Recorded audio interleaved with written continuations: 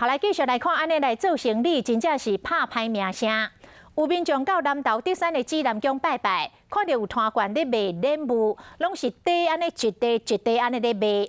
这个民众当场想要拍开这个地啊来检查，但是这个地啊是拍死角偷袂开。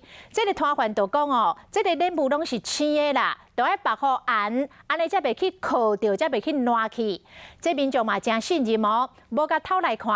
啊，想袂到，一等伊厝拍开一个看，内底莲雾比例比生菇的生菇有够气咯。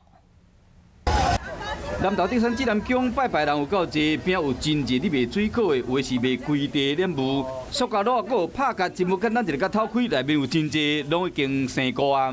那边肯定换脸哦。哎呀，可能弄蓝调卖嘛。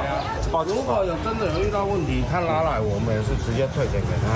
另外一大卖水果嘛是白规地伫卖。叮咚诶，大人可以讲吗？对啊，我们说里面都会有点那个裂开的啊，然后要回去要把它削掉，而且现在的那个水果就是要有裂开，水分比较多啊。我如果摸得到，我自己确定没问题，我才会买。啊，如果说一包都是打死结不让人家看的，你会买吗？那一定有问题啊，不敢。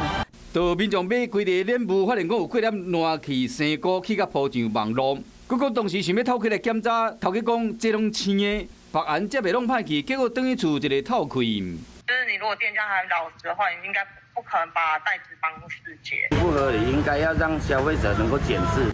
水果行头家讲，莲雾的皮较薄，惊去烤掉嘛较容易烂，所以讲一定要检查。